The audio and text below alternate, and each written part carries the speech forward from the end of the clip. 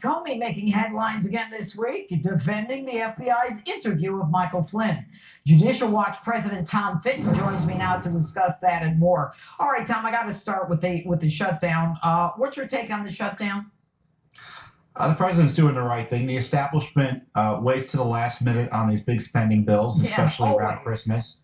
And so the key is what they try to do is to make it impossible to challenge and get effective conservative policy in place, like border security and a wall.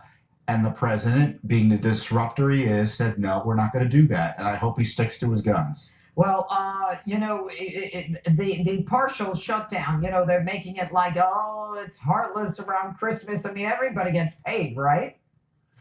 Yeah, there are some people who may get a delayed paycheck. Some will have to work without pay for a little bit. But in the end, most everyone who's affected will get paid. And in fact, most of the government affected, or those employees who work in those agencies, most of those employees are going to be showing up to work anyway. So it's not a big deal. This is why you get the press overheatedly talking about it, because they know the impact is not significant here in Washington. And oh, gee, who isn't shut down? Mueller and the special counsel? They're not shut down, are they? Yeah, isn't that interesting? The Mueller operation, my understanding is, that gets an indefinite appropriation. So he gets money that, some other government agencies are unable to get to continue his harassing campaign against the President of the United States. Indeed, indeed. All right, let's talk about, you were in the courtroom when Flynn was supposed to be sentenced. What's your take on how the judge handled Michael Flynn? Well, he could have been kinder to him, but, I think Judge Sullivan was doing a little tough love on Michael Flynn, trying to convince him to pull away from his plea agreement because he recognized the corruption issues that were being presented to him, but that Flynn and his lawyers didn't want to pursue because they were insistent on pursuing this plea deal. And that's why he was raising the specter of all these additional crimes, in some ways unfairly. But what was also interesting was the special counsel lawyer there kept his head down. He didn't confront the crimes. He didn't respond to the corruption issues that were raised by General Flynn, and corruption issues which have been largely confirmed. You had James Comey admit that he breached protocol and specifically tried to get around the White House counsel to get this ambush interview of Flynn done.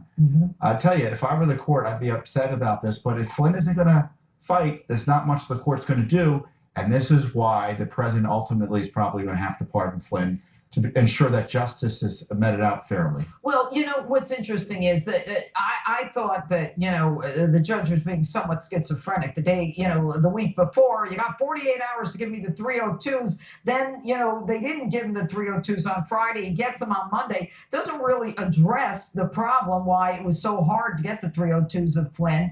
And then he starts saying, well, is this treason? I mean, I was a sentencing judge. I would never dare accuse a defendant standing in front of me for one crime of possibly having committed other crimes. Your job as a sentencing judge is to focus on the crime in front of you that the defendant has pled guilty to. I find it stunning, and yet, I don't understand it. Something is going on that none of us get. But finally, how does this delay in the Flynn plea affect the president?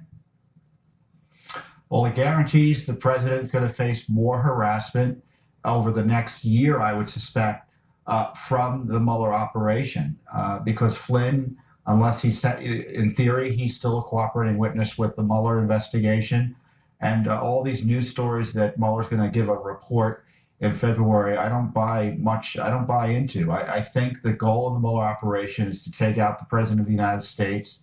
And you can't do that if you shut it down. So I don't see him shutting it down. All right, Tom Fitton.